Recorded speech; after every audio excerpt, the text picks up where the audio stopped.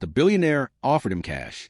The single dad asked for a job for someone else instead. A security officer in a black suit tapped a code, watched the panel light up, and then stood perfectly still like a statue hired for intimidation. The doors closed with soft, airtight sound that made Daniel Reed think of vaults, not offices.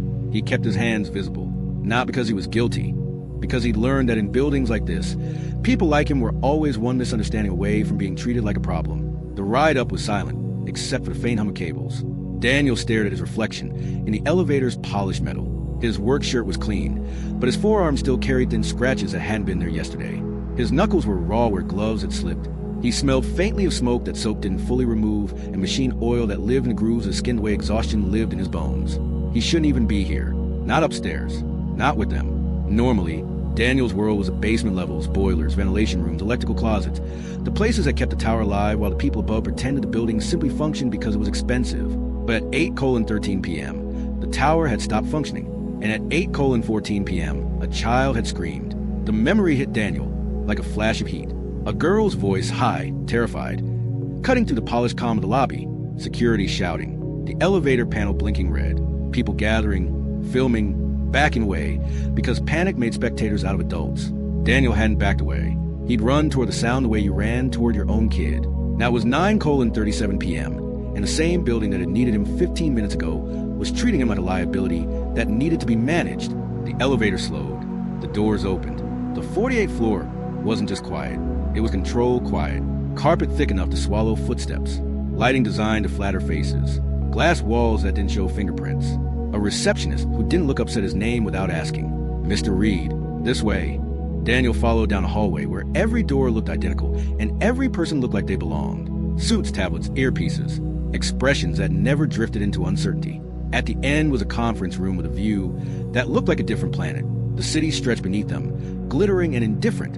Inside the room, 5 people sat around a long glass table. At the head sat Elena Crow.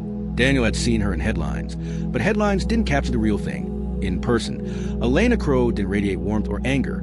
She radiated decision. The kind of calm that came from having never needed permission. Hair pulled back, tailored jacket, eyes that didn't wander. When she looked at you, it felt like being measured. To her right sat a man Daniel recognized from internal emails, general counsel. Beside him, the civil. Across the table, the head of security, and a woman in a gray suit with a tablet open like a weapon, probably risk management. They all looked at Daniel like he was a final piece of a story they wanted to finish quickly. Elena didn't stand. She didn't smile. She simply spoke, and the room rearranged itself around her voice. Daniel Reed.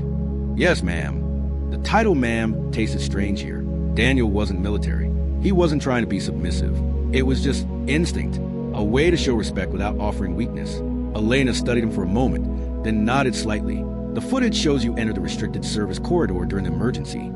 Daniel felt his stomach tighten. Here it was, the part where the hero became a liability. He kept his voice steady. Yes, and you overrode the elevator safety lock. Yes. The head of security leaned forward. That's not procedure. Daniel didn't argue. He didn't roll his eyes. He didn't raise his voice. He'd learned the hard way that the truth didn't matter if he delivered it wrong. I know what procedure says, Daniel replied. Procedure also says we don't leave anyone trapped in a failing car when smoke is spreading through the shaft. The risk woman's stylist paused. Smoke wasn't confirmed. Daniel's jaw flexed once. He forced it to relax. It wasn't confirmed because nobody was down there long enough to confirm it, he said. The room went still. Not angry still. Calculating still. General counsel cleared his throat like he was stepping into the space between truth and liability. Mr. Reed, we're not here to accuse you. Daniel almost laughed. Of course they were. They just couldn't say it yet. Elena lifted a hand. Counsel stopped immediately. She looked at Daniel again, and for the first time her gaze flicked, briefly, past him toward the small side door of the conference room. Daniel followed the glance. The door opened quietly. A child stepped in with a woman Daniel assumed was a nurse or assistant. The girl's face was pale, eyes wide and shiny like someone who cried too much and didn't have any tears left. A small bandage sat near her hairline. She clutched a stuffed rabbit, so hard its ears were bent. Elena's voice changed, not warmer exactly, but different. Harper. The girl froze at her mother's tone, then turned her eyes toward Daniel. And Daniel saw it. That look kids got after they've been scared so badly, it rearranged their trust in the world, the way they search faces for safety signals. Harper stared at him like she recognized him, even out of context, even under clean lights and glass and power. Even after people tried to put the emergency into neat corporate language, her lips parted, and she whispered something that barely made sound, but Daniel heard it anyway. Is he the one? Elena didn't answer right away. Her throat moved once, subtle. Then she nodded. Yes. Harper took 2 slow steps forward and stopped behind Elena's chair, close enough to touch her mother, but not touching. Like even her comfort still had rules. Elena turned back to Daniel. I've reviewed every report, she said. I've spoken to security. I've spoken to facilities. I've spoken to the fire department. I've watched the video 3 times. Daniel waited. He didn't trust praise from people who control budgets. Elena continued, voice steady. You kept my daughter calm when everyone else was panicking. Daniel remembered Harper's shaking voice in the dark, her small hands pounding on the elevator door, the way she'd asked, am I going to die, in a voice too young to carry that question. He remembered how he'd answered, not with false certainty, with presence. Not while I'm here. He swallowed. I did what anyone should do. No, Elena said flat and precise. You did what most people didn't. The SOO shifted uncomfortably. Risk management stylist resumed moving, faster now, as if she were rewriting her own narrative. Elena slid a folder across the table. Daniel didn't take it. General counsel spoke gently. This is a recognition and compensation package. Daniel's stomach dropped again, not from fear, from instinct.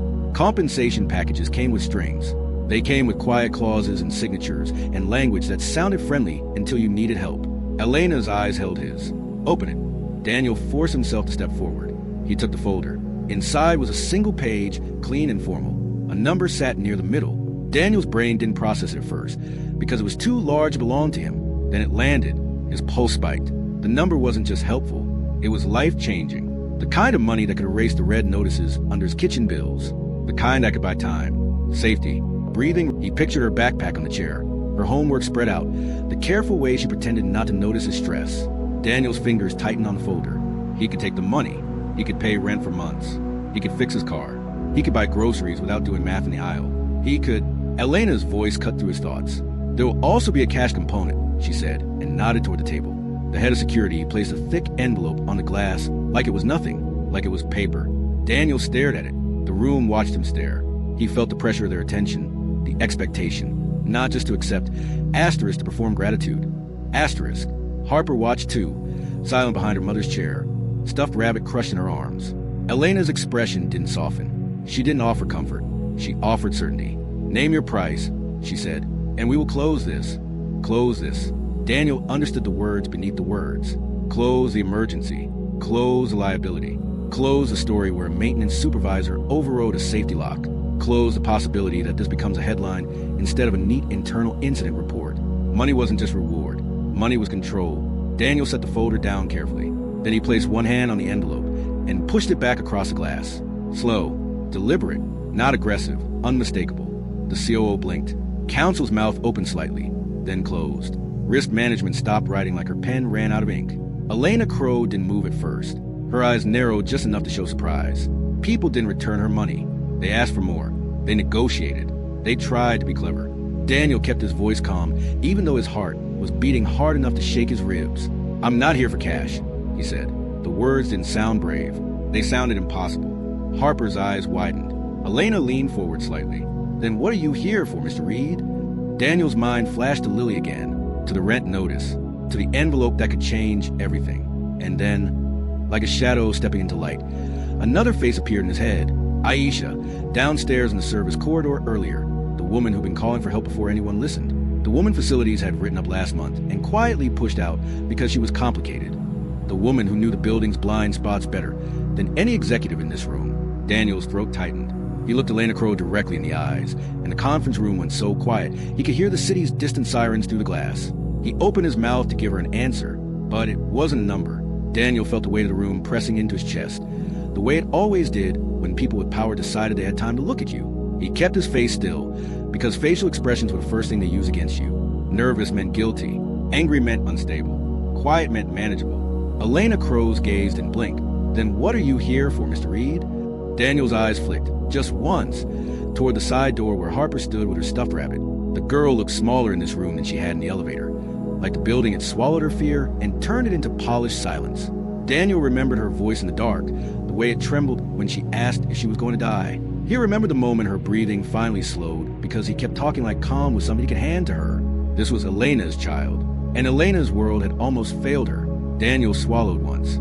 He could feel his heart punching against his ribs, not because he was scared of Elena, but because he knew what came next would decide whether he kept his job, whether he kept his apartment, whether his own daughter kept believing her father could handle life without breaking. He lowered his gaze to the envelope again. Thick, heavy, easy, the kind of money that could make problems disappear. His landlord wouldn't care about dignity. The electric company didn't accept morals as payment. Lily schooled and waived fees because he tried hard. Daniel could take it. No one would blame him. But then Aisha's face pushed into his mind. Sharp, tired, angry at life, embarrassed that she still had hope left to lose. He could hear her last words to him 2 weeks ago in the stairwell. Asterisk, stop trying to save me, Daniel. You've got a kid. Don't make me the reason you lose what you have. Asterisk, Daniel exhaled slowly and lifted his eyes back to Elena. I'm here for a job, he said. The COO blinked. Risk management stylus hovered. General counsel's expression tightened, like he prepared for greed. Not this. Elena didn't move. A job for you? No, Daniel's voice stayed steady. Not for me. That single sentence shifted the air. People leaned in without realizing it. Confusion was a magnet. Elena's eyes narrowed. Explain. Daniel placed both hands flat on the table edge, not touching the envelope, not touching the folder, just anchoring himself so the room couldn't accuse him of anything slippery. During the emergency, he said, someone called it in before security did, before the fire alarms were confirmed, before anyone upstairs acknowledged anything was wrong. The head of security frowned. We received the alert from. You received it late, Daniel cut in, then immediately softened his tone, not to please them, because if he sounded aggressive, the truth would become insubordination. I'm not blaming security. I'm telling you what happened. Elena's eyes stayed on him. Go on. Daniel nodded once. There's a contractor who used to work this building. She knows the service corridors, the mechanical rooms, the blind spots where smoke gathers first. She saw signs before anyone else did. Risk management finally spoke. Name. Daniel hesitated for half a second, not because he didn't want to say it, but because saying it out loud in this room felt like putting someone he cared about on trial. Aisha Khan, he said. The room reacted in tiny ways. A quick glance between counsel and COO. A subtle tightening in the security chief's jaw. A faint pause in the risk woman's breathing like a file had opened in her head. Elena's voice remained calm. I know the name. Daniel's stomach dropped. He didn't know if that was good. She was one of our overnight maintenance subcontractors. The COO said, choosing corporate language that made people sound replaceable. Contract ended. Daniel didn't let the sentence sit unchallenged. It didn't end, he said. It was pulled. Silence. Daniel continued anyway, because once you started telling the truth in a room like this, stopping halfway was the same as surrendering. Aisha got written up for noncompliance, Daniel said, and then she got flagged as high risk. And then she was gone. No appeal, no second review, just erased. General counsel held up a hand slightly, like he was calming the situation without admitting it existed. Mr. Reed, we can't discuss personnel matters. I'm not asking you to discuss them, Daniel said. I'm asking you to fix one. Elena leaned back in her chair. Her expression didn't change, but the temperature did. You're asking me to rehire a contractor. I'm asking you to hire her, Daniel corrected. Not contract, not temporary. A real position. Facilities, safety, compliance, whatever department you want to call it.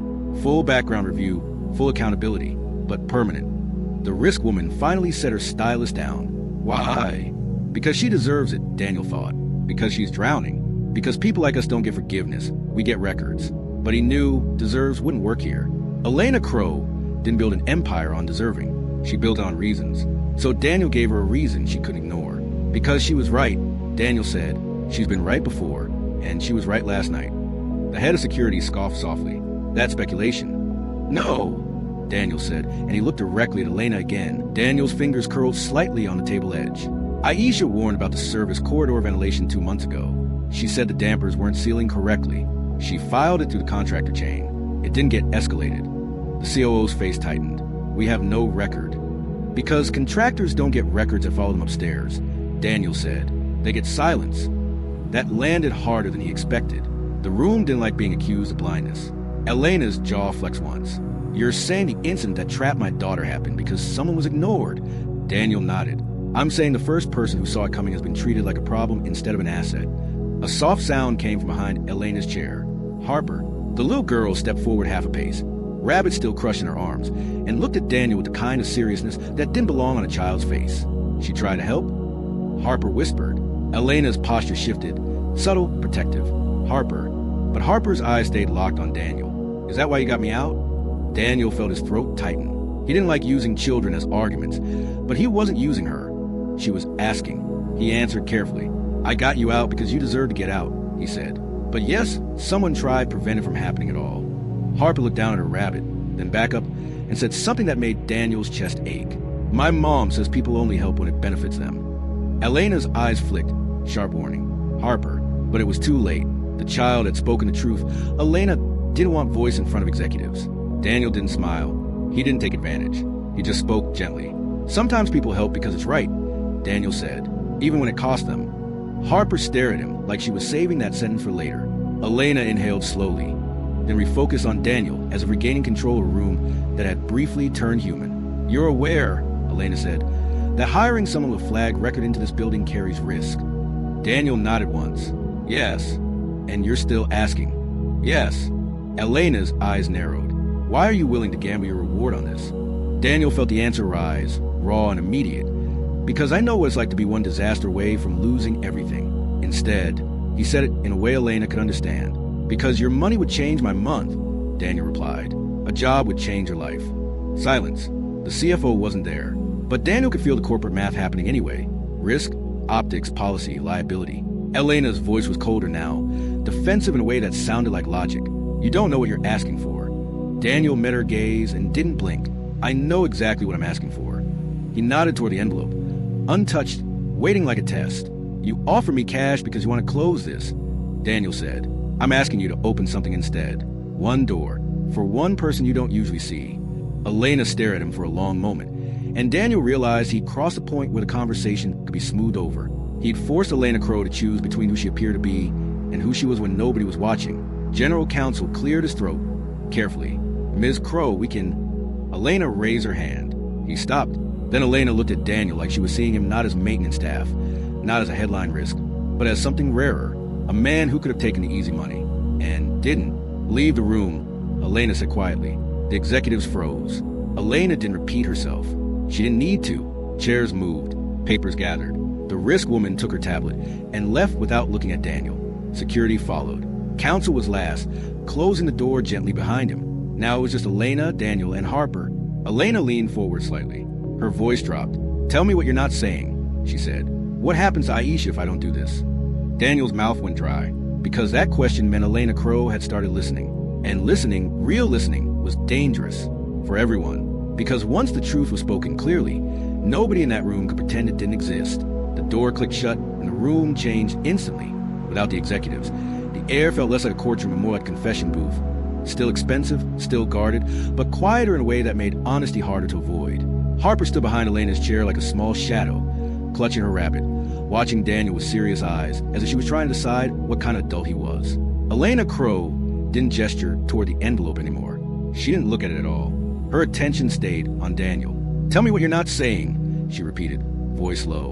What happens to Aisha if I don't do this? Daniel's throat tightened. In the presence of the board and counsel, he could hide behind facts. Now Elena was asking for consequences, and consequences meant revealing how close to the edge people lived. People she never had to notice. Daniel forced himself to breathe once, slow. He thought of Lily at home, of her socks with little suns on them, of the way she pretended she wasn't hungry when dinner was small, of how hard he worked to keep fear out of her voice. Then he thought of Aisha's child, Imran, and the inhaler she'd been rationing because it wasn't refill week yet. If Elena wanted the truth, Daniel would give it, but he would give it clean, logical, undeniable. She'll lose her housing, Daniel said quietly. Harper's eyes widened. Elena's face remained still. Explain. Daniel nodded once. Aisha was behind on rent before she got cut from her contract.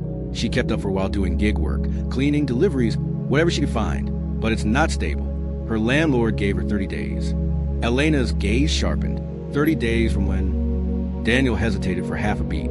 Then, 10 days ago, Harper made a small sound, like she'd been punched in the stomach by math. Elena didn't react outwardly, but something in her eyes tightened. Annoyance, maybe, not at Daniel, at the idea that real problems ran on clocks she hadn't set. And you're asking me to hire her, Elena said, voice calm, because she's facing eviction. No, Daniel corrected gently. I'm asking you to hire her because she's good, because she sees things before they become emergencies. Elena watched him, assessing. And the eviction is the reason this matters now. Daniel didn't deny it. Yes. Elena leaned back slightly, and for the first time her composure showed a crack. Not emotion, but calculation that didn't know where to land. "You understand," she said.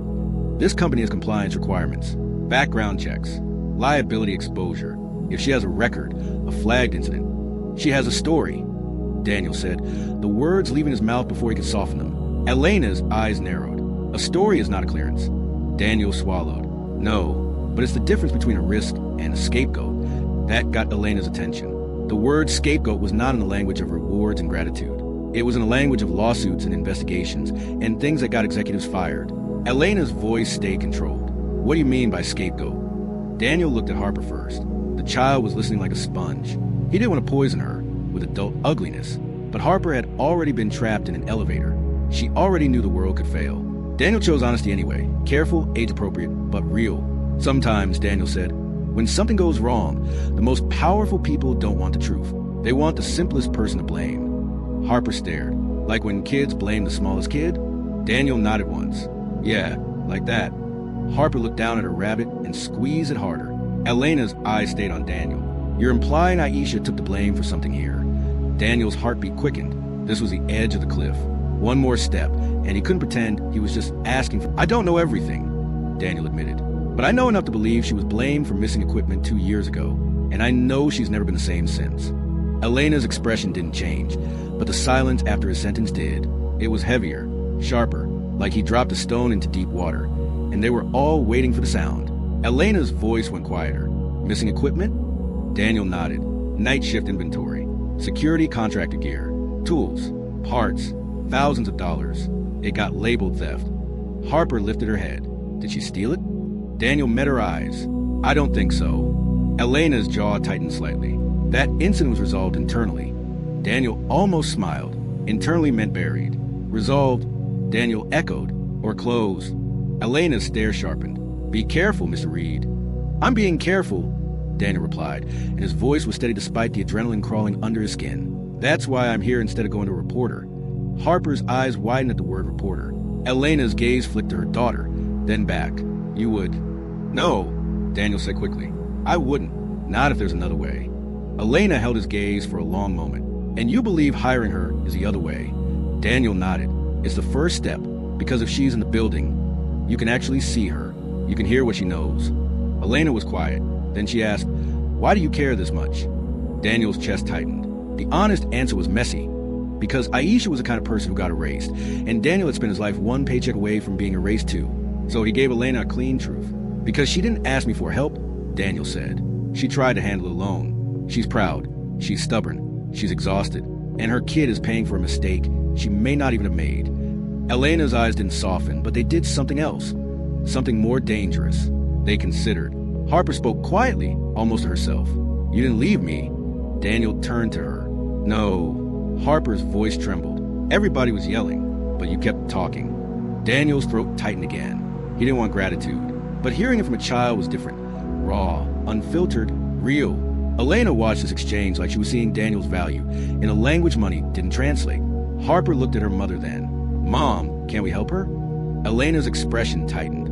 "Harper, this is not that simple." Harper stepped forward, rabbit hanging from one arm, and said the kind of sentence that made adults freeze. "It should be silence." Elena stared at her daughter as if the child had said something forbidden. Daniel felt something shift in the room. Not victory, not persuasion, just pressure. The kind kids applied without trying because they hadn't learned to protect cruelty yet. Elena turned back to Daniel. "If I hire her and she becomes a liability." "She won't," Daniel said. Elena's eyes sharpened. "You can't guarantee that." Daniel took a breath. "No, but I can guarantee this. She warned about the ventilation.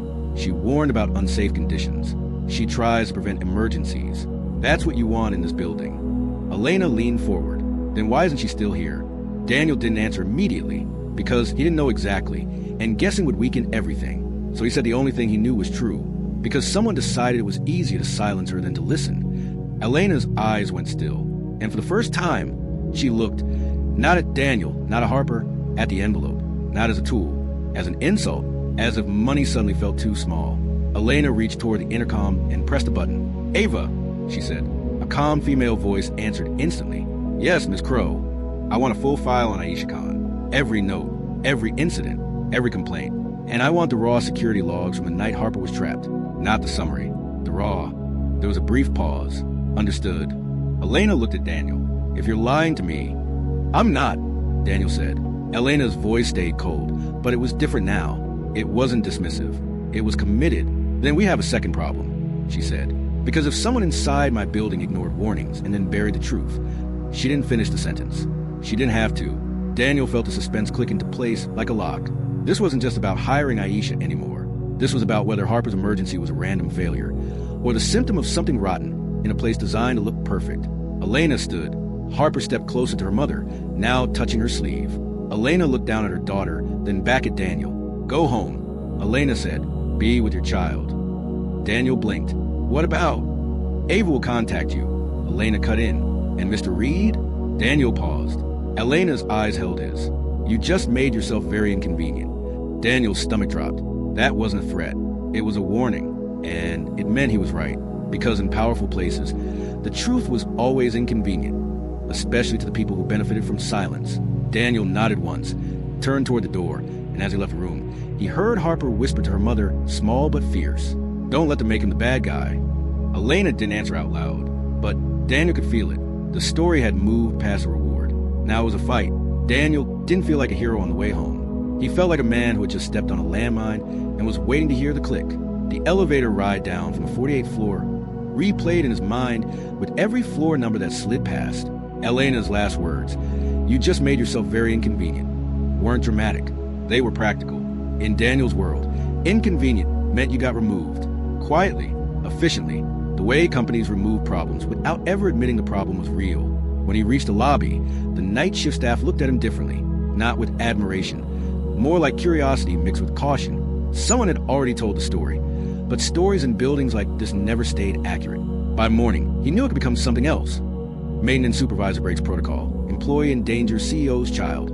Untrained worker causes liability. Daniel kept his eyes forward and walked to the bus stop because he didn't own a car that could be trusted after dark. He owned a tired sedan that coughed when it rained and needed repairs he kept postponing. Tonight, he didn't want sedan trouble on top of billionaire trouble. His apartment building smelled like old cooking oil and damp hallway carpet. The elevator was broken, so he took the stairs two at a time, his legs still carrying adrenaline that had nowhere to go. By the time he unlocked his door, his hands were shaking. Not from fear, he told himself, from exhaustion. Lily was asleep on the couch with her schoolbook open on her chest. The TV paused on a cartoon she'd stopped watching hours ago. A half-eaten peanut butter sandwich sat on a plate beside her. Crusts cut off the way Daniel always cut them. It looked like she tried to copy him, like she tried to keep the house normal while he was gone. Daniel's throat tightened. He carried her gently to her bed, careful not to wake her. Her hair smelled like the cheap strawberry shampoo she loved. She curled automatically against the pillow, as if her body had memorized safety. When Daniel tucked the blanket around her shoulders, Lily's eyes fluttered open for a second. "Dad, I'm here," he whispered. Her voice was thick with sleep. "You're late." "I know. I'm sorry." Lily blinked slowly. "Did you fix the building?" Daniel hesitated. Not because he didn't know what to say, but because he didn't know how much truth an 8-year-old could carry without it becoming weight. "I helped," he said softly. "A kid got scared. I made sure she got out." Lily's brow furrowed in that serious way she got when she sensed something underneath adult words. "Did you get in trouble?" Daniel forced a small smile. "Not yet." Lily's eyes drifted shut again, but her hand reached out and found his sleeve with sleepy accuracy. "Okay," she murmured. "Don't get fired." The sentence hit Daniel harder than any warning from Elena Crow, because Lily didn't say it like a joke. She said it like a fear she'd practiced swallowing. Daniel bent and kissed her forehead. He sat at the kitchen table after that, lights off, staring at the dark window as if it might give him answers. On the counter, his budget notebook lay open beside an unpaid utility bill. The numbers didn't change because he wanted them to. They only changed when life allowed it. His phone buzzed at 12:18 a.m. Unknown number. Daniel's shoulders tightened. He answered anyway. A woman's voice, calm, sharp, professional. "Mr. Reed, this is Ava, Ms. Crow's chief of staff." Daniel sat up straighter. "Yes." Ms. Crow asked me to confirm a few details, Ava said, as if they were discussing a schedule change instead of moral grenade.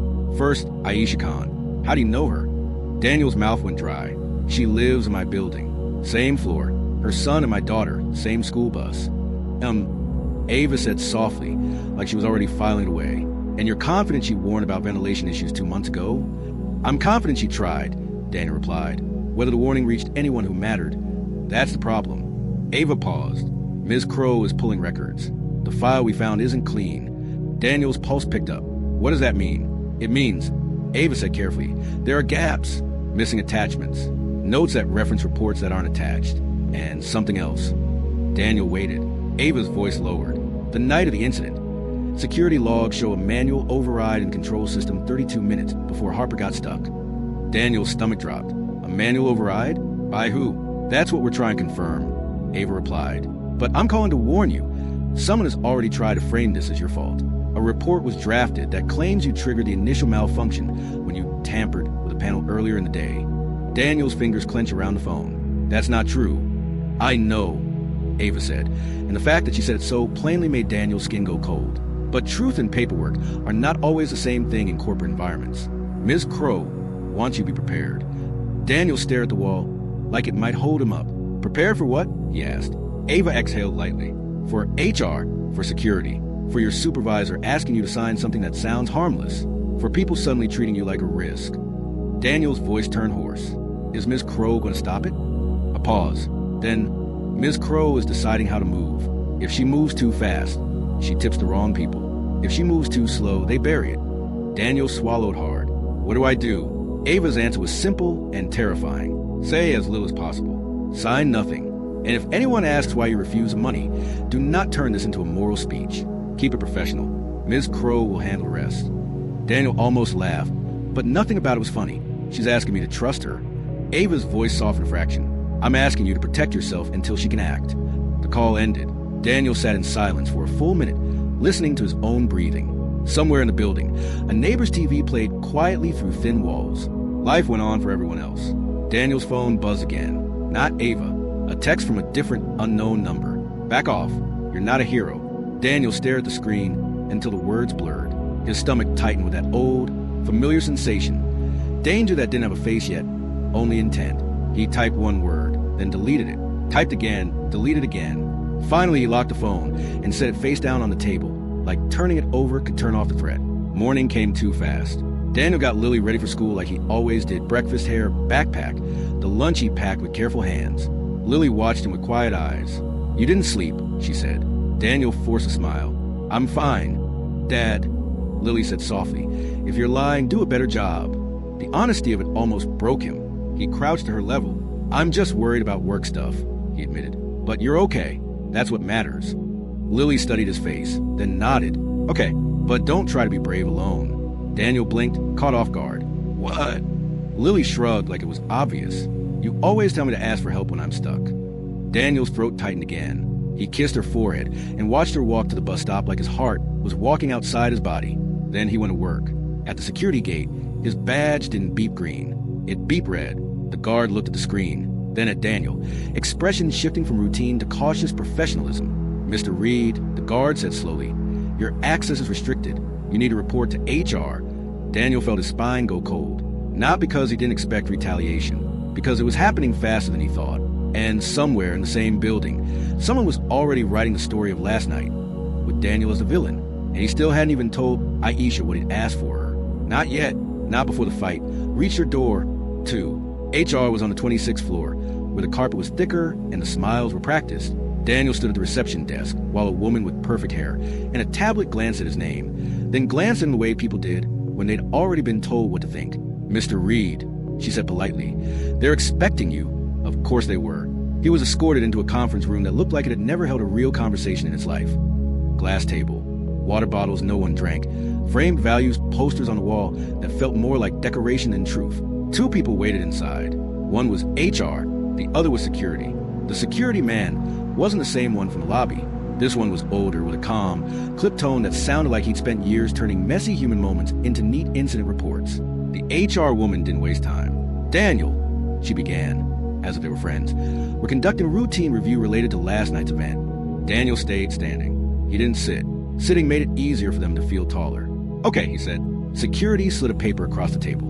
This is a statement confirming your actions during the emergency. Daniel looked down. The first paragraph sounded harmless. Employee entered service corridor. Employee attempted to assist. Employee followed verbal guidance. Then the wording shifted. Employee bypassed safety locks without authorization. Employee potentially contributed to system instability. Employee assumes responsibility for procedural breach.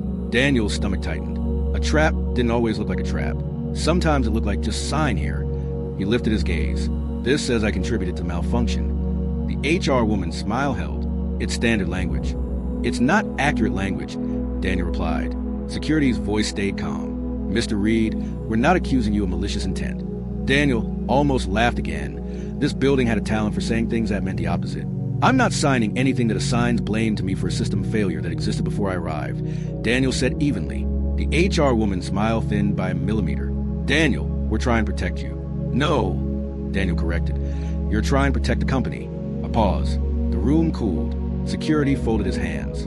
You entered a restricted corridor. Yes, Daniel said. You overrode safety protocol. Yes. And you acknowledged those actions were outside your authorized scope. Daniel inhaled slowly. This was the part where most people panicked and contradicted themselves. I acknowledge, he said carefully, that I made a decision in an emergency to prevent harm to a child. I will not acknowledge that the emergency was my fault. The security man stared at him for a long moment, then leaned back slightly, as if the game had moved to the next step. Then you'll be placed on administrative leave pending investigation, he said.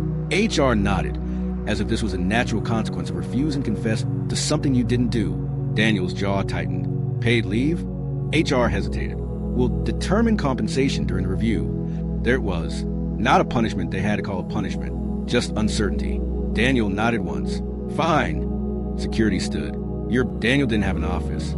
He had a small maintenance workspace in the basement and a locker that smelled like metal and detergent. But he let them escort him anyway, because resistance would be written down as uncooperative. As they walked to the hallway, employees glanced at him the way people glanced at someone being removed from a restaurant. Curiosity mixed with relief that it wasn't them. When they reached his locker, Daniel grabbed his jacket, his lunch container, and a small framed photo of Lily. He kept there as a reminder of why he tolerated being invisible. Security watched him the whole time, as if he might steal something. Daniel wanted to turn and ask, do you realize how insulting this is? But he didn't. He saved his energy. He'd learned that pride spent in the wrong place was wasted. Outside the building, the morning air felt too normal for what was happening. Traffic flowed. People walked with coffee. The city didn't pause for men losing their livelihoods. Daniel stood on the sidewalk with his bag in his hand. And for the first time since the rescue, fear finally landed cleanly. Not for himself. For Lily. Because if the leave turned into termination, the eviction notice in his kitchen drawer would stop being a warning and start being a deadline. His phone buzzed. Ava, don't go home yet. Are you safe? Daniel typed back with stiff fingers. HR put me on leave. Tried to make me sign something. I refused. A reply came quickly. Good. Don't sign anything. Ms. Crow is pulling raw logs. Someone is moving fast. Daniel stared at the words. Someone is moving fast. That meant someone was scared. And scared people did damage. Daniel's next thought came sharp and immediate. Aisha.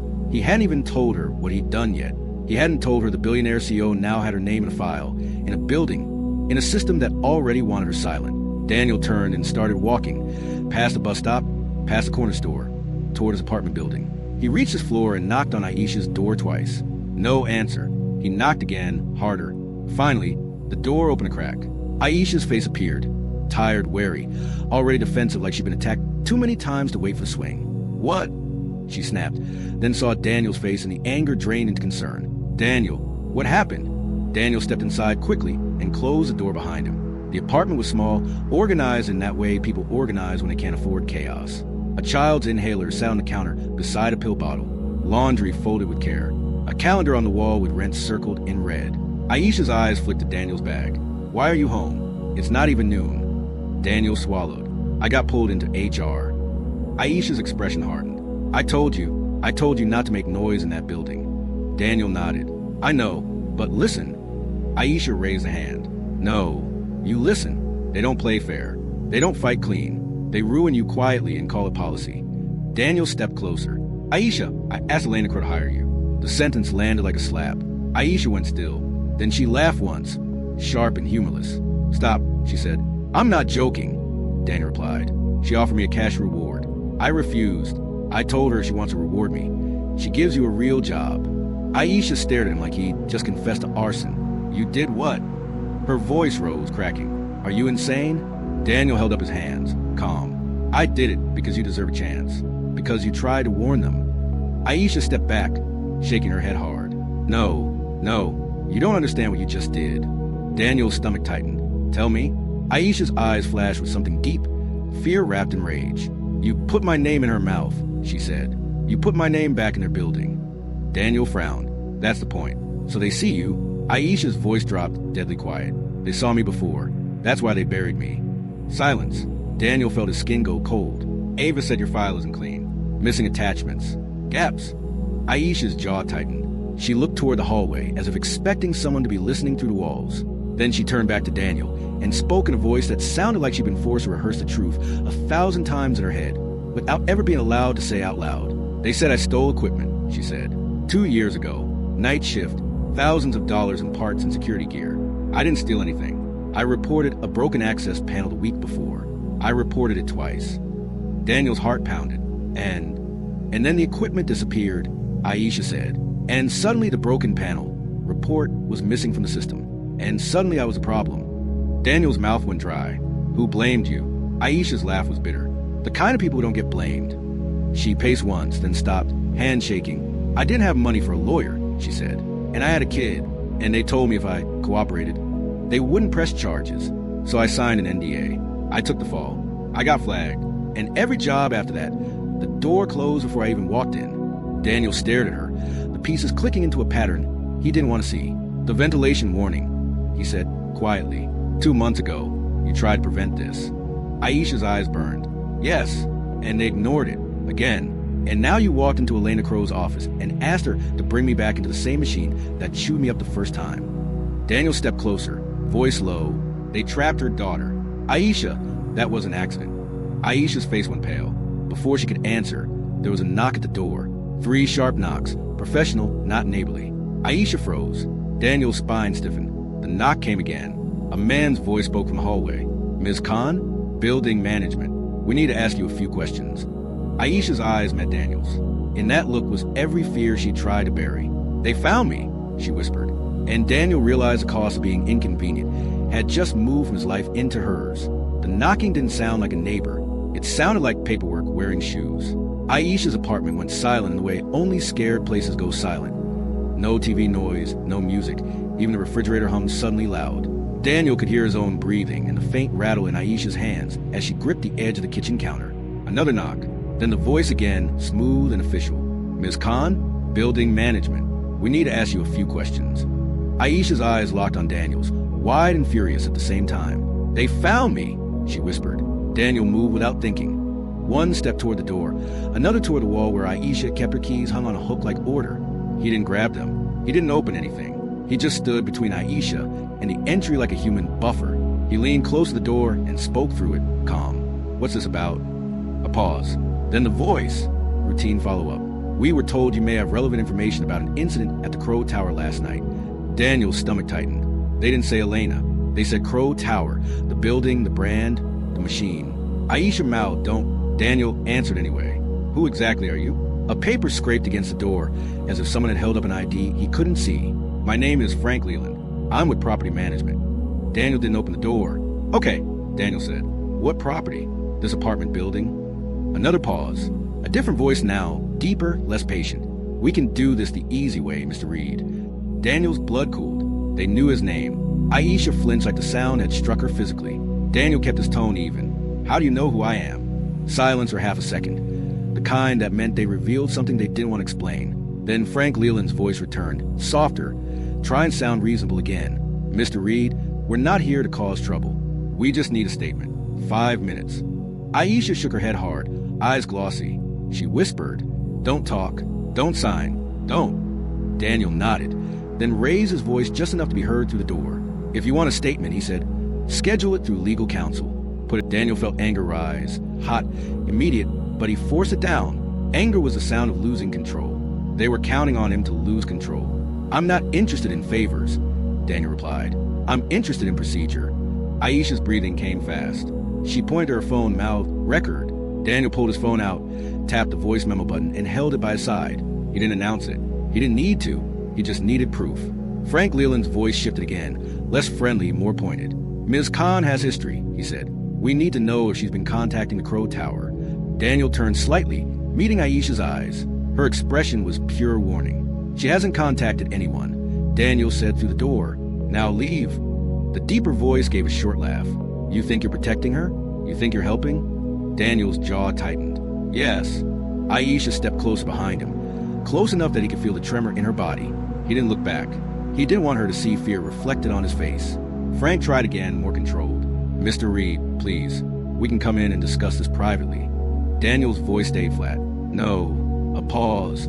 Then the deeper voice, quiet and cold. Fine. Then here's what happens. We'll report non-cooperation. We'll note it, and we'll revisit Ms. Khan's tenancy. Aisha made a sound, small, broken. Daniel felt it in his ribs. You're threatening eviction, Daniel said, making it clear for recording. Frank's voice turned defensive. No one said that. You just did, Daniel replied. Now leave. For a moment, nothing, then footsteps. Slow at first, like they wanted him to open the door out of panic. They didn't get what they wanted. The footsteps moved away down the hallway. Aisha sank onto the couch like her muscles finally gave up. Daniel locked the deadbolt and leaned his forehead against the door for a second, forcing himself to breathe. Aisha's voice came out hoarse. That's how it starts. Daniel turned. How it starts. They don't hit you, she said. They squeeze you. They call it policy. They call it review. They make you tired. They make you scared. And then you sign something just to make it stop. Daniel walked to the kitchen table and sat across from her, trying to look steadier than he felt. I didn't open the door, he said. Aisha stared at him. They still got what they came for. Daniel frowned. What do you mean? Aisha's eyes sharpened. They wanted to know if you're alone. If I'm alone. If we're scared. They wanted to remind me they can reach me whenever they want. She was right. The knock wasn't about information. It was about control. Daniel's phone buzzed. Ava, are you with Aisha? Daniel typed back. Yes. Management came to her door. They knew my name. A reply came immediately. Do not speak to anyone. Do not let anyone inside. Ms. Crow is furious. She's pulling the building's third-party management contracts now. Daniel stared at the message. Furious wasn't something he'd imagined Elena Crow being. But maybe that was the point. Maybe the only thing that could crack her control was realizing someone had nearly gotten her daughter killed and was now bullying the people who tried to prevent it. Aisha watched him type, then asked quietly, is she going to help? Or is she going to protect herself? Daniel didn't lie. I don't know yet. Aisha laughed once, bitter. That's the honest answer. Then she stood abruptly and walked to a small cabinet near the hallway. Daniel followed her with his eyes. What are you doing? Aisha didn't answer. She opened the cabinet, reached behind a stack of folded towels, and pulled out a battered envelope sealed with tape. Daniel's stomach tightened. What is that? Aisha held it like it was radioactive. The thing I kept telling myself to throw away. She sat back down, hand shaking, and slid the envelope toward Daniel. He didn't touch it immediately. Aisha, her voice cracked. I signed an NDA 2 years ago. They made me promise I'd never keep copies. They made me promise I'd never talk. I broke that promise once. Daniel's pulse picked up. Inside the envelope was a small USB drive and several printed pages. Old, creased, but carefully preserved. Aisha looked at him with haunted eyes. I didn't steal anything, she said, but I didn't have money to prove it. So I started collecting what I could. Screenshots, a shipping manifest, a parking garage camera still, low quality, but you can see the company van. Daniel felt his throat tighten. You have evidence, he whispered. Aisha nodded once, tears in her eyes that she refused to let fall. Not enough to win in court by itself, she said, but enough to show I wasn't lying. Daniel stared at the USB like it was a match in a room full of gasoline, because evidence did two things. It made you dangerous, and it made you a target. Aisha's voice dropped. If they're coming to my door again, it means someone is scared this comes out. Daniel picked up his phone and typed with careful fingers to Ava. Aisha has documents. Possible evidence from 2 years ago. USB plus prints. What do we do? Ava's response took longer this time. When it came, it was one line. Do not keep it in your apartment. Ms. Crow wants it secured. Meet me tonight. Off-site. Daniel read it twice. Off-site meant someone inside Crow Tower couldn't be trusted. Aisha watched his face. What? Daniel exhaled slowly. We're meeting the CEO's chief of staff tonight. Somewhere not connected to the tower. Aisha's eyes narrowed. You think I should go? Daniel didn't soften the truth. I think if you don't, they'll keep coming, he said. And they'll keep squeezing until you drop it. Aisha looked toward the hallway where her son's room was. Then back at Daniel. Her voice was quiet. If I step into their world again, I don't get to pretend I'm invisible. Daniel nodded. I know. She swallowed hard. Okay. Aisha reached for the USB, then stopped. Her hands trembled. This is the part where people like me usually lose, she whispered. Daniel met her eyes and said the only thing he could say with certainty. Not if we stop fighting alone. Outside, the hallway was quiet again. But Daniel knew that quiet now. It wasn't peace. It was a pause before the next move. Daniel didn't tell Lily where he was going. He hated that part. Hated the quiet lies you had to tell your child when the truth would only scare her and still not fix anything. He told her he had to handle work stuff, kissed her forehead, and asked Mrs. Patterson from across the hall to stay in the apartment until he got back. Mrs. Patterson didn't ask questions. She just nodded like she understood what it meant to do hard things without applause. Aisha did the same with her son. She tucked him in early, left a note on the counter, and stood in her doorway for a long moment looking back at his room, as if she was memorizing it. Like safety was something you could lose if you didn't remember exactly what it looked like. They left separately like Ava instructed. No dramatic goodbyes, no speeches, just a quiet urgency of people who'd finally realized they weren't dealing with bad luck. They were dealing with intent. Daniel took the bus 2 stops past the meeting point, got off, crossed the street, and doubled back on foot. It was something his father taught him years ago. If you feel watched, don't go straight home. Don't go straight anywhere. Make the world prove it. Aisha was supposed to arrive 10 minutes after him. Ava had said the same thing twice in her message. Don't bring the evidence in the same path you bring yourself. The meeting location wasn't a fancy restaurant or a private office. It was a 24-hour diner just outside the downtown security corridor.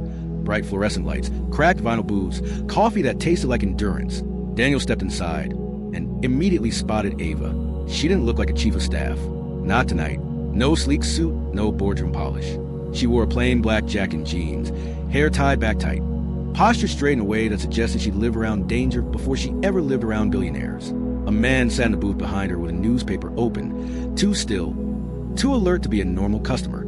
Security, Daniel assumed. The kind you hired when you stopped trusting your own building. Ava met Daniel's eyes and nodded once. No grief. Daniel slid into the booth across from her. His hand stayed on the table, visible, calm, controlled. Ava didn't waste time. You were followed, she said quietly. Daniel's spine stiffened. I didn't see anyone. You wouldn't, Ava replied. You're not trained for it. But someone did a pass on your apartment building 20 minutes after you left. Dark sedan, no plates on the front. Daniel felt cold settle into his chest. Ava continued, voice steady. They weren't subtle. That means they wanted you to notice eventually. Fear makes people quiet. Daniel didn't argue. He'd learned that lesson in the hallway outside Aisha's door. Is Elena Crow aware? He asked. Ava's eyes flicked. Something like irritation crossing her face. She's aware. She's also angry enough to burn down her own boardroom, which is why I'm here instead of her. Daniel leaned forward slightly. Then she believes me.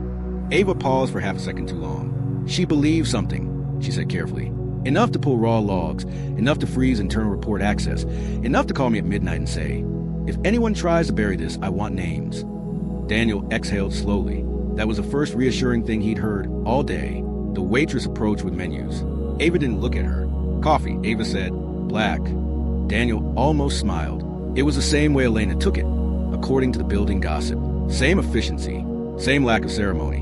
The waitress left. Ava's eyes returned to Daniel. Where's Aisha? 10 minutes behind, Daniel said, per your instructions. Ava nodded once. Good. Then she slid a thin folder across the table, not toward him like a reward, but like a warning. Read, she said. Daniel opened it. Inside were printed screenshots of internal system logs from Crow Tower. Timestamps, access IDs, a line highlighted in yellow. Manual override, elevator safety system. Time, 7:41 p.m. Access, admin credentials. Device, remote panel. Daniel's throat tightened. That was before the malfunction. Yes, Ava said. 32 minutes before Harper got trapped. Daniel stared at the page. Who has admin credentials? Ava's expression hardened. Not you. No, Daniel said, voice low. So, why did HR try to make me sign responsibility? Ava's eyes stayed steady. Because someone drafted that narrative early, before the facts could spread. Daniel's pulse spiked, meaning someone expected an investigation. Ava nodded, or wanted to prevent one. The bell above the diner door rang. Aisha walked in. She looked smaller under the harsh lights, not because she was weak, because she was tired. She carried a plain tote bag, like it weighed too much for cloth. Her eyes scanned the room once, fast, then locked on Daniel and Ava. Aisha slid into the booth beside Daniel, keeping her body angled slightly toward the exit. Ava acknowledged her with a single nod. Aisha Khan, Ava said. I'm Ava Tolland. Aisha didn't offer her hand. I know who you are. Ava didn't take offense. She expected distrust. She deserved it. Aisha set her tote bag on the seat next to her, but didn't open it. Ava's voice stayed calm. Before we do anything, I need to ask you one question. Did you sign an NDA? Aisha's jaw tightened. Yes. Ava nodded like she already knew. Do you have anything that violates it? Aisha's eyes flashed. I have proof I was framed. Ava held her gaze. Then you understand what you're risking by bringing it here. Aisha's voice was flat. I've been paying for it for 2 years. Risk isn't new to me. Ava didn't argue. She simply extended her hand, not for a handshake, but for the tote. Aisha hesitated. Daniel watched her fingers tighten on the strap. This wasn't just evidence. It was the last thing she had that said she wasn't crazy, that she wasn't lying. Finally, Aisha opened the tote bag and pulled out the taped envelope. Ava didn't touch it immediately. She placed a small black pouch on the table first, lockable, sealed, with a coded tag. Put everything in there, Ava said. USB, papers, anything you have. Aisha slid the USB in first, then the prints. Ava sealed the pouch and entered a code without speaking aloud. Daniel noticed a security man in the back booth shift slightly, eyes scanning the diner windows. Ava noticed too. Her voice dropped. We're not staying long. Daniel's stomach tightened. Are they here? Ava didn't answer directly. She didn't need to. Instead, she looked at Aisha. Tell me the name, she said. Who was the person who pressured you to sign the NDA? Aisha's mouth went dry. She glanced at Daniel once, like she was deciding whether to pull him into something even heavier. Then she said it. Grant Mercer. Daniel blinked. The name meant nothing to him. Ava didn't blink at all. That scared Daniel more than any chase. Ava repeated the name slowly. Grant Mercer. Aisha nodded. He wasn't CFO then. He was interim compliance oversight. That's what the email signature said. He told me if I cooperated, they wouldn't press charges. Ava's eyes sharpened like a camera, focusing. Grant Mercer is the CFO now, Ava said quietly. Daniel felt his stomach drop through the booth seat. CFO wasn't just a title. It was power with access. It was the ability to rewrite numbers, rewrite narratives, rewrite people. Ava continued, voice controlled but colder now. Grant Mercer also signed off on the summary report last night before the raw logs were pulled. Aisha's face tightened into something like vindication and terror at the same time. So it's him, she whispered.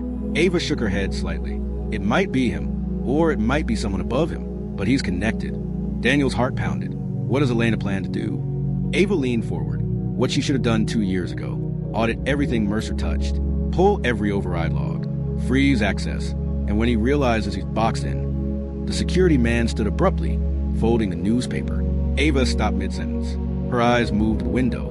Daniel turned his head slightly, just enough to see the reflection in the diner glass. A dark sedan idling across the street, headlights off.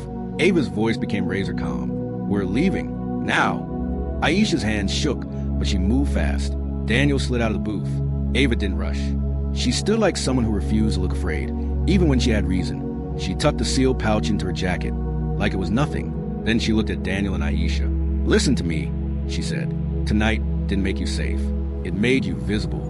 Daniel swallowed hard. Ava's eyes held his. If your phone rings from HR again, don't answer. If anyone shows up at your door, don't open it. And if anyone offers you money to fix this quietly.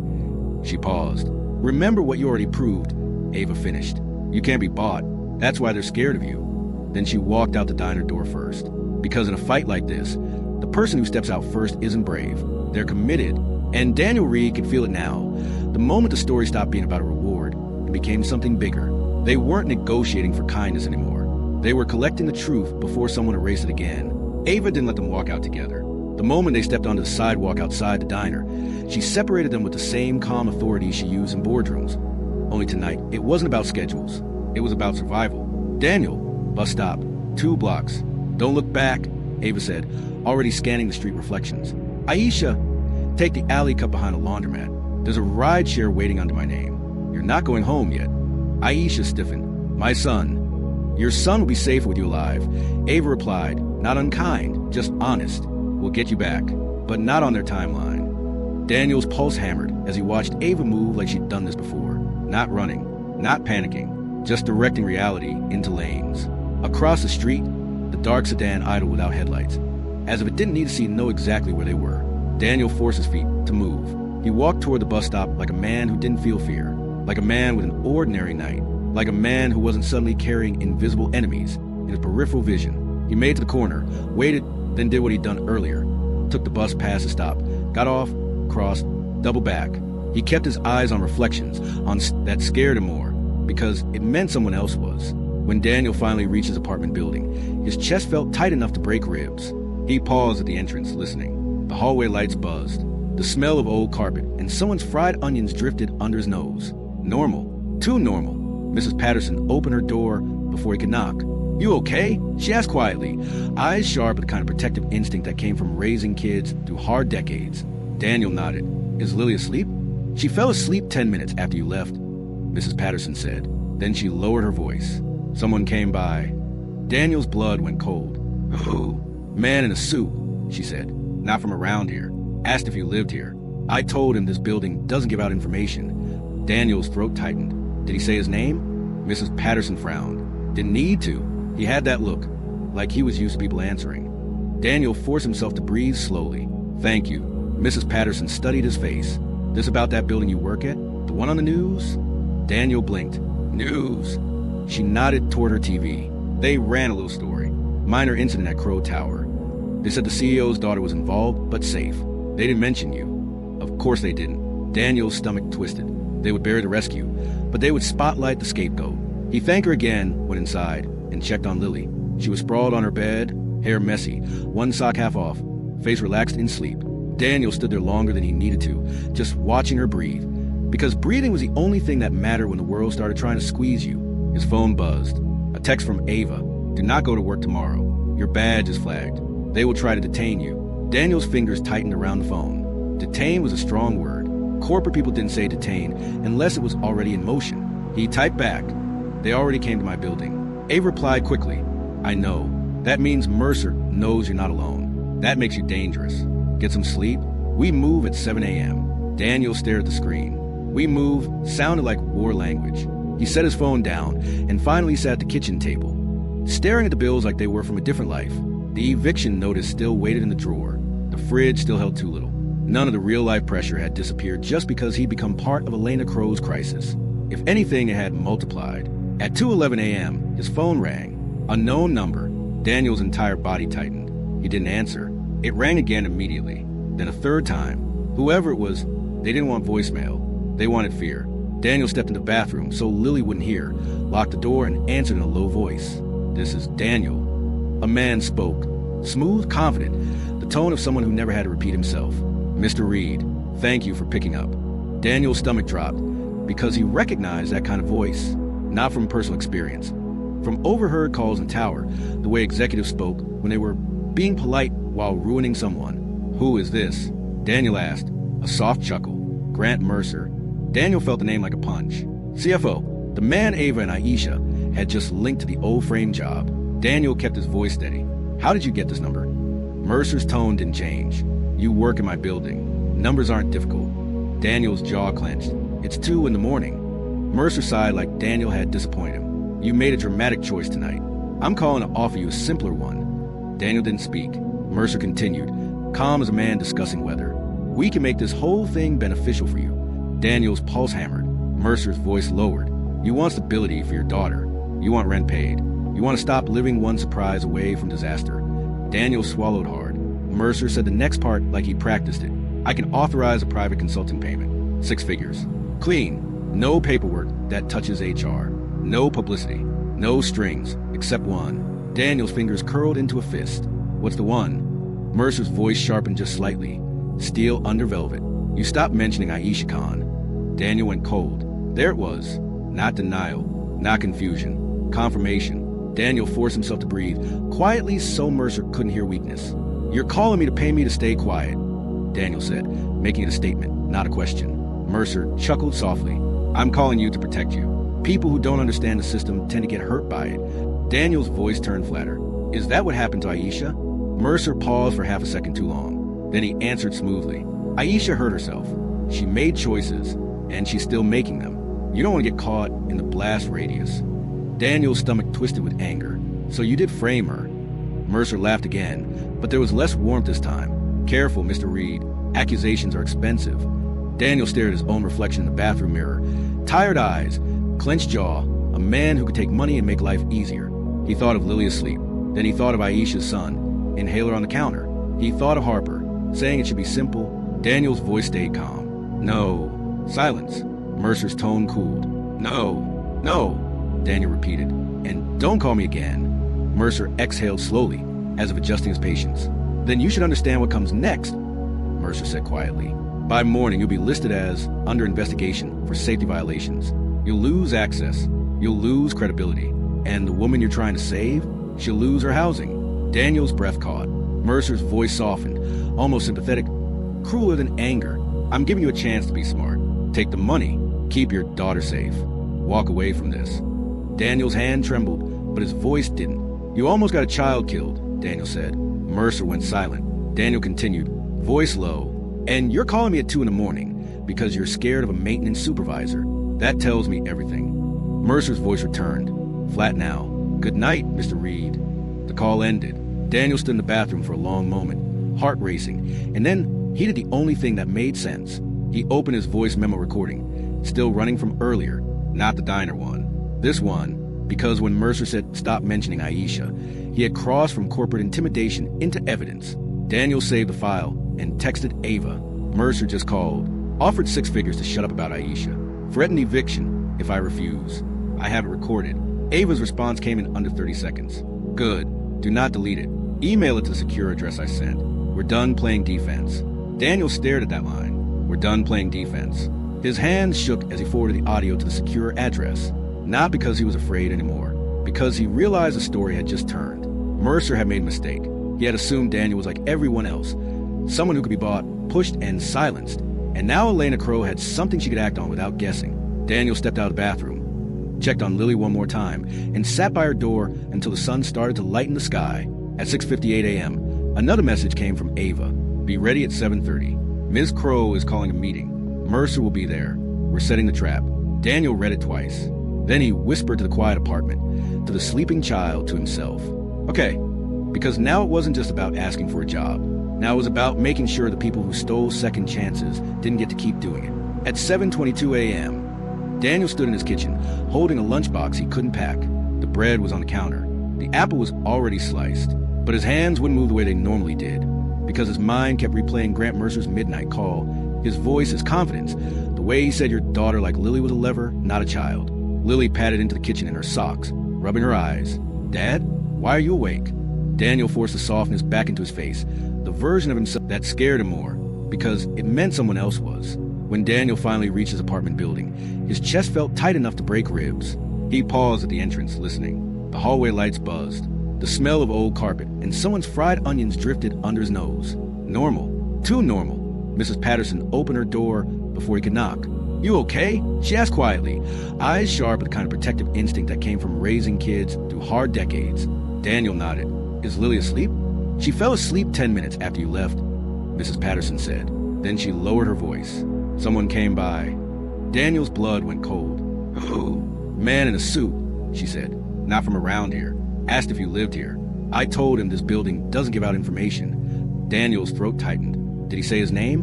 Mrs. Patterson frowned. Didn't need to. He had that look, like he was used to people answering. Daniel forced himself to breathe slowly. Thank you. Mrs. Patterson studied his face. This about that building you work at? The one on the news? Daniel blinked. News. She nodded toward her TV. They ran a little story. Minor incident at Crow Tower. They said the CEO's daughter was involved, but safe.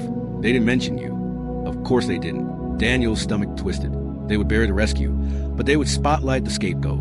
He thanked her again, went inside, and checked on Lily. She was sprawled on her bed, hair messy, one sock half off, face relaxed in sleep. Daniel stood there longer than he needed to, just watching her breathe. Because breathing was the only thing that mattered when the world started trying to squeeze you. His phone buzzed. A text from Ava.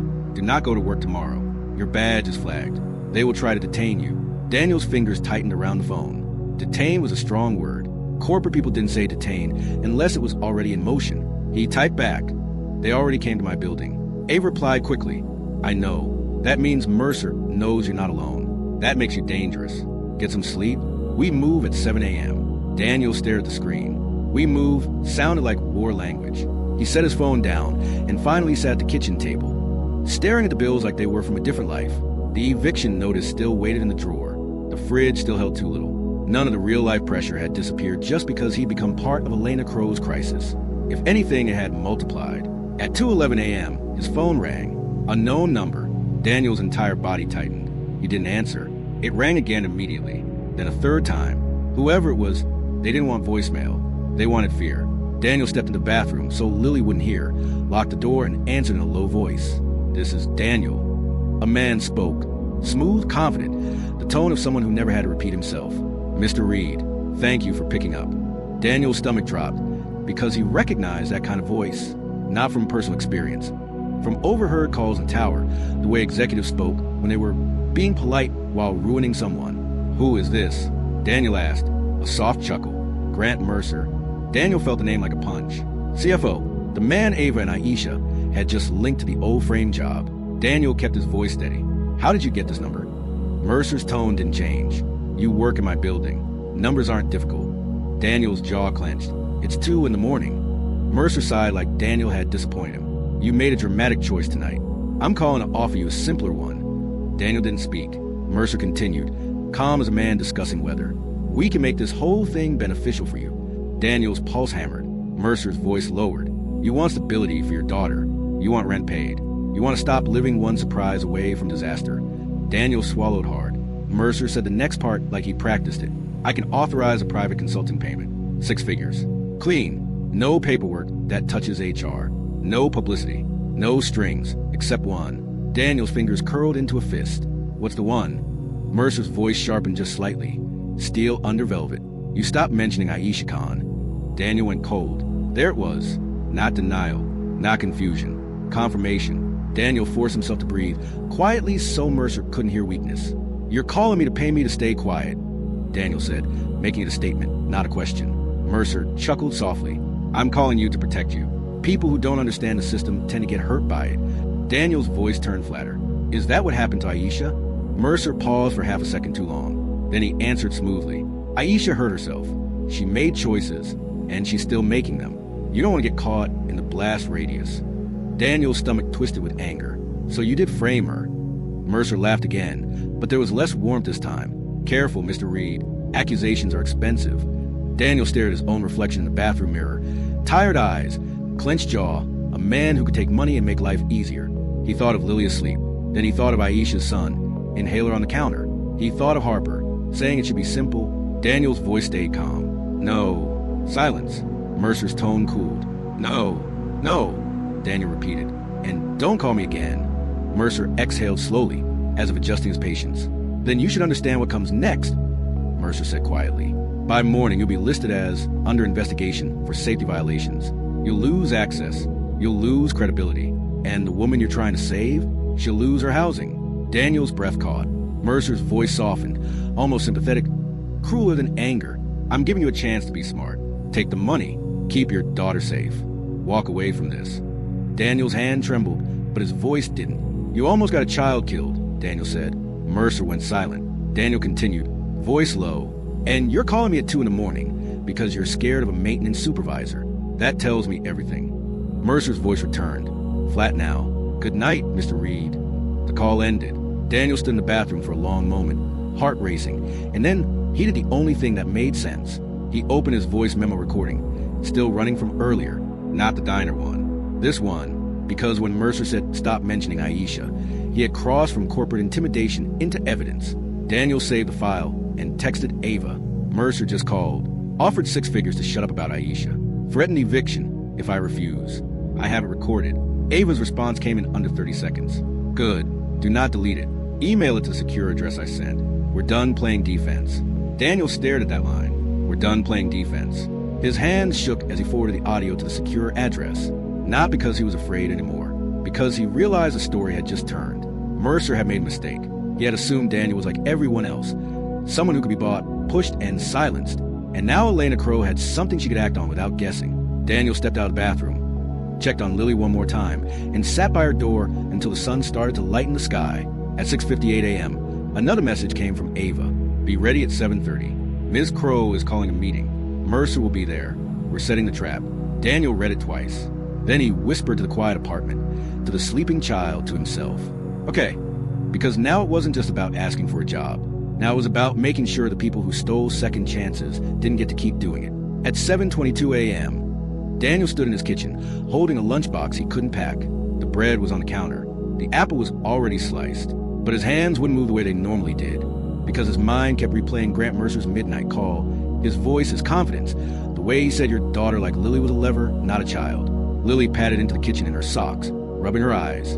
Dad, why are you awake? Daniel forced the softness back into his face. The version of himself, I can authorize a private consulting payment. 6 figures. Clean. No paperwork that touches HR. No strings, except one. Daniel's stomach tightened, even though he'd heard it already. Hearing it here, inside the glass walls of power, made it heavier. The words weren't just ugly. They were strategic. This wasn't a mistake. This was a method. The recording continued. You stopped mentioning Aisha Khan. The COO's eyes flicked to Counsel. Counsel didn't blink, but his throat moved once, like he'd swallowed something sharp. Mercer stayed perfectly still, but Daniel saw it. The tiny tightening near his jaw, the micro shift in his breathing, the moment he realized his private call wasn't private anymore. Then came the part that turned the room from uncomfortable to dangerous. By morning, you'll be listed as under investigation. You'll lose access, you'll lose credibility, and she'll lose her housing. Silence hit the room, like a door slamming shut. Elena let the recording run until the end. When it stopped, no one spoke immediately. Not because they didn't have words, because every word would become a weapon, and everyone in that room knew it. Mercer's smile returned first. A practice thing, a survival reflex. Elena, he said lightly, I think we should be cautious about how we interpret a late-night conversation taken out of context. Elena's eyes didn't move. Out of context, she repeated, voice flat. Mercer spread his hands, playing reasonable. I was trying to protect the company and protect Mr. Reed from becoming a headline. That call was coercion, General Counsel said quietly. The word landed like a gavel. Mercer's head snapped toward him. Excuse me. Counsel's face remained professional, but his voice was firmer now, less willing to carry Mercer's water. You offered compensation tied to silence, Counsel continued. You threatened a third party's housing. That is coercive behavior. It creates exposure. Mercer's eyes sharpened. Exposure to who? Counsel held his gaze. To everyone. The head of security cleared his throat, uncomfortable. We need to address how Mr. Mercer obtained Mr. Reed's personal phone number. Mercer's smile twitched. Are we really doing this? In front of. He glanced at Daniel. It was the first time Mercer truly looked at him, not as staff, as a problem. Elena followed that glance. Her eyes stayed on Mercer. Yes, Elena said. We're doing this. Then she turned slightly and looked at Daniel. Not kindly, not warmly, but with something like acknowledgement. Mr. Reed, Elena said. Did I authorize you to record that call? Daniel's pulse kicked hard. A trick question could ruin everything if he answered wrong. He chose the truth that held up in court. No, Daniel said, but I also didn't authorize Mr. Mercer to threaten my neighbor's housing. Mercer exhaled a laugh, sharp. Neighbor, convenient. So now this is personal? Daniel kept his voice calm. It was personal when you mentioned my daughter. That sentence made the COO inhale slowly. It wasn't a dramatic accusation. It was a clean one, and clean accusations were harder to dodge. Mercer's eyes narrowed. We could discuss this privately. Elena didn't move. We are discussing it privately. This is my executive team and counsel. Mercer leaned back, slightly, recalculating. Elena, you're letting emotion drive. Elena cut him off with a single sentence that made the room feel colder. You nearly got my child trapped, she said. No raised voice. No theatrics. Just a fact. Spoken like a verdict. Mercer's mouth opened, then closed. The override logs don't prove intent. Elena nodded once. Correct. Which is why we're not relying on the override logs. She gestured to Ava. Ava slid a second folder onto the table, thicker than the first. The override is one part, Elena continued. The intimidation is another, but the pattern is the point. Mercer's eyes flicked to the folder, and Daniel saw the first real crack, just a flash of concern that Mercer couldn't fully hide. Elena spoke like she'd already decided. Ava, she said, freeze Grant Mercer system access. Now. Mercer's head snapped up. You can't. Ava was already moving. One tap, another. Calm, efficient. The head of security's phone buzzed. He glanced down, then looked up with a subtle shift in his posture. His credentials just deactivated, security said. Mercer stared at him like betrayal had a face. This is insane, Mercer said, voice sharp now. You're going to suspend your CFO based on a phone call. Based on witness tampering. Counsel corrected. Mercer stood abruptly, palms on the table. I wasn't tampering with anything. I was managing risk. Elena's gaze stayed steady. Then you won't mind a forensic audit, she said. Mercer froze. Elena continued, calm as winter. Full audit of admin overrides. Full audit of incident report drafts. Full audit of the 2-year equipment theft case involving Aisha Khan. Mercer's eyes flashed. That case is closed. Elena tilted her head slightly, almost curious. "So you won't mind reopening it?" she replied. Mercer's jaw clenched. "Elena, you're making a mistake. You think the board will back you on this?" Elena didn't flinch. "I don't need the board to back me to protect my child and my company." Mercer's voice lowered. "Dangerous now. You're not protecting your company. You're destroying it." Elena took a slow breath. Then she delivered the line that told Daniel she wasn't playing for optics anymore. "You're confusing your position with the company," she said. "They are not the same." The room went silent again. Mercer's eyes cut to the COO, then to counsel, searching for allies. No one moved. That was the thing about evidence. It didn't just expose guilt. It exposed who was willing to stand beside it. Mercer's expression shifted, controlled anger turning into something colder. "Fine," he said quietly. "Do your audit. Make your show." He pointed at Daniel, without looking at him. "But don't pretend you know what you're pulling apart. People get hurt when you dismantle systems you don't understand." Elena didn't blink. "Security," she said. "Escort Mr. Mercer out." Mercer laughed once, bitter. "Escort me out my own building?" "It's my building," Elena corrected. "And you're done here." The head of security stood, professional and tense. Mercer grabbed his folder, straightened his jacket like dignity could be ironed back into place, and walked out without another word. When the door closed behind him, Daniel realized his hands were trembling, not from fear now, from the aftershock of watching power actually face consequences. Elena turned to Daniel. "Mr. Reed," she said, "your administrative leave is reverse effective immediately. Ava will handle the paperwork." Daniel blinked. "Thank you." Elena held his gaze, expression hard but honest. "This isn't over," she said. Mercer didn't act alone. Daniel's stomach tightened again. Elena continued lower. "And the person who tried to squeeze Aisha's housing will try again, because that's how they control outcomes." Ava leaned in slightly. "We're moving Aisha's case offsite with independent counsel." Daniel nodded. "Good." Elena's eyes flicked to the gold star sticker still on Daniel's shirt, then back to his face. "You asked me for one thing," Elena said. "A job for her." Daniel's chest tightened. Elena didn't promise it yet. Not here. Not in front of the people who might leak it. Instead, she said, "Bring me the truth that clears her name. Then I'll give her more than a job. I'll give her protection." Daniel swallowed. "And if the truth proves she was framed?" Elena's voice was quiet, absolute. "Then we burn the rot out of my company," she said. "No matter who it is." Daniel walked out of that room with his legs heavy, his mind racing, and one new understanding locked into place. The reward was never the envelope. The reward was that the fight had finally moved. After Mercer is escorted out and Elena warns that he didn't act alone, Ava moves fast. She gets Aisha and her son into a safe, neutral location with independent counsel present, not a Crow Tower conference room where policy can be used as a muzzle. Aisha sits across from a lawyer with shaking hands and finally tells the full story she's been swallowing for 2 years. How she reported broken access panel before the equipment theft, how her report mysteriously vanished in the system, how Mercer, then compliance oversight, pressured her into signing an NDA with the threat of charges she couldn't afford to fight, and how that single signature poisoned every job application after. The battered USB Aisha had becomes a hinge of the whole case. It contains timestamp photos of the damaged panel, screenshot of help desk tickets that later disappeared, and a grainy garage still showing the company been leaving an hour it shouldn't have. Small pieces that aren't perfect evidence alone, but become deadly when combined with the raw log Elena ordered. While Aisha is interviewed, Daniel is told to keep his head down, but he can't. He quietly pulls his own records from a maintenance system, the ones that show recurring ventilation warnings being closed without proper follow-up, and he realizes the night Harper was trapped was not random negligence. The manual override wasn't panic response. It was a pre-move, and it was time to create confusion, scramble reporting, and force the company into close the incident mode before anyone could. Look at financial trails. Ava's team cross-checks the override device ID against a restricted admin hardware list and finds it linked to a finance control console used by Mercer's office suite. Then forensic IT recovers a draft incident memo created before the emergency even ended, already placing blame on unauthorized maintenance action, which proves the narrative was being built in real time. Elena, now fully committed, pulls an outside forensic auditor and orders a freeze on vendor payouts tied to the same approval pattern Mercer used in the old theft case, and that's when the deeper scheme surfaces. Missing equipment wasn't stolen by a contractor. It was rerouted. Parts written off as losses, then quietly resold to a shell vendor while invoices were padded elsewhere to hide the gap.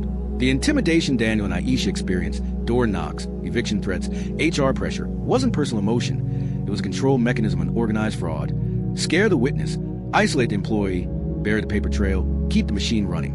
When Mercer realizes Elena isn't bluffing, he tries one last move. He leaks a story that Daniel violated protocol and implies Aisha is a repeat risk, hoping public doubt will weaken Elena's position. But Elena counters with something Mercer can't outspin. Verified logs, a recorded coercion call, recovered tickets, and an external audit letter that goes straight to regulators. The board, forced to choose between a cover-up and a clean company, turns on Mercer the moment legal confirms the risk. It is now existential. Mercer is terminated, then investigated. The third-party property management contract is suspended. The security team that helped bury the first case is replaced. An internal culture shifts from protect the brand to protect the truth. Because Elena finally understands that the brand is already dead, the second leadership chooses silence over safety. Then Elena does the one thing that makes Daniel's original request real. She doesn't offer Aisha charity or a one-time payout. She gives her a formal, permanent role with benefits, a clean start on paper, and a written statement that clears her from the prior incident with legal language strong enough to stop future employers from quietly rejecting her. She also offers relocation assistance, so Aisha's housing can't be used as a weapon again. Daniel is offered a reward the right way, through documented compensation and an internal recognition that doesn't turn him into a liability. But when Elena tries to hand him another extra check as a private gesture, Daniel refuses again calmly and tells her the same truth that started all this. Money can patch a month, but opportunity repairs a life. If she wants to repay him, she should keep building systems where the next Aisha isn't erased and the next Harper isn't put at risk by ignored warnings. Elena's redemption isn't a speech. It's what she implements. Anonymous safety escalation protected from retaliation, contract reports treated as first-class tickets, and a whistleblower policy that includes third-party workers, not just employees. At home, Daniel finally breathes like a man whose chest isn't always braced for impact. Lily notices immediately, asks why he didn't take the six-figure cash, and Daniel, tired, honest, and gentle, tells her he didn't want to teach her that dignity is a price tag, and that the bravest thing he did wasn't crawling into a dangerous situation. It was refusing to let powerful people buy silence while someone else paid the cost. Lily thinks for a moment, then nods in the simple way kids do when truth lands clean, and she says she's glad he asked for a job for Aisha because now her kid doesn't have to be scared. And Daniel realizes that this was a real ending all along. Not a man getting rich, but a child learning what integrity looks like when it's expensive.